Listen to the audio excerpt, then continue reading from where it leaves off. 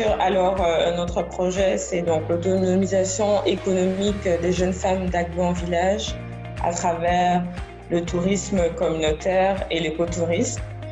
Donc, c'est un projet en fait qui se veut en 2 phases. La première phase, c'est former des jeunes filles d'une communauté, d'une communauté, on va dire, négligée ou une communauté dans le besoin à Abidjan. Et puis, former 35 bénéficiaires au cours de l'année. Et ces 35 bénéficiaires, on leur donne une formation pour devenir des guides touristiques. Donc, non seulement on leur donne des formations dans le secteur, mais on leur donne aussi des formations en leadership, on leur donne aussi des formations en alphabétisation et des formations en informatique aussi. On a reçu 13 000 € de Praosim pour exécuter ce projet et on a démarré nos activités en janvier 2020. Depuis le 18 mars, qui a été un peu l'annonce officielle des mesures prises par le gouvernement face à cette crise. Notre première cohorte de jeunes filles à former a débuté en mars. Donc, d'après notre calendrier, c'est une cohorte en mars, une cohorte en juin, une cohorte en septembre. Donc, on l'avait un peu étalé sur l'année. Donc, on a commencé avec nos 10 premières bénéficiaires. Et puis, malheureusement, on a dû arrêter. Alors, c'est pas exactement un confinement ici. Comme je vous ai dit, il y a eu des mesures qui ont été prises. Par exemple, c'est des couvre-feux, par exemple, de 21h à 5h. C'est la limitation de l'usage des transports publics. Et ça, c'est quand même un peu un problème pour nous, non seulement pour nos bénéficiaires un peu, mais surtout pour l'équipe qui a l'habitude d'utiliser ces transports en public-là. C'est le port de masque obligatoire, c'est la distanciation sociale de 1 mètre et même c'est la fermeture aussi ou la réduction des heures de service public. Et nous, on travaille aussi pas mal avec des partenaires publics comme la mairie.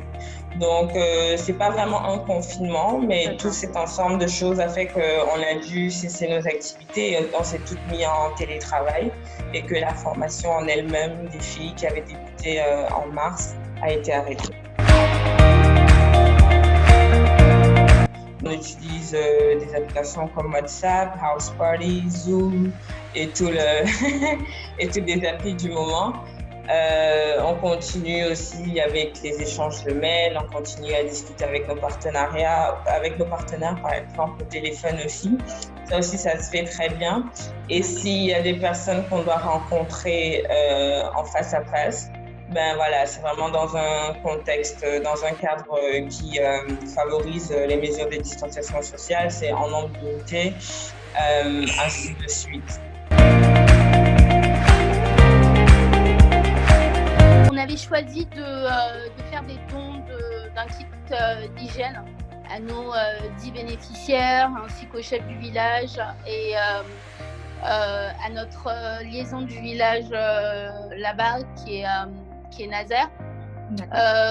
Donc au cours de cette action, on a essayé quand même de garder une certaine distanciation sociale et également on a fait un petit mini atelier coronavirus où on a expliqué ce que c'était et également comment il fallait faire attention au niveau des gestes barrières. Il y a aussi la vidéo de sensibilisation avec des formatrices qui a été faite sur justement les gestes barrières à adopter et qui a été diffusée via nos réseaux.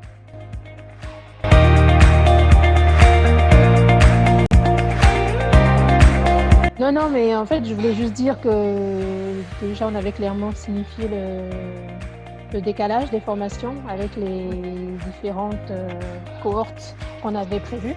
Donc, c'est le principal impact, en fait.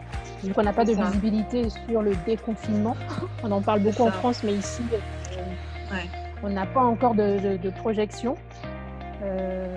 Donc, c'est principalement ça qui nous impacte, en fait. Tant qu'on ne sait pas quand est-ce qu'on pourra reprendre même un minimum des activités, on est complètement bloqué, en fait. La vie associative continue, la vie du projet continue. On a énormément de choses à faire. On a des formations à développer. De toute manière, ce qu'on aurait fait en temps normal, on continue quand même. Voilà, sauf que là, au lieu de passer 30% de notre temps sur les formations à développer, là, on va passer 70% de notre temps.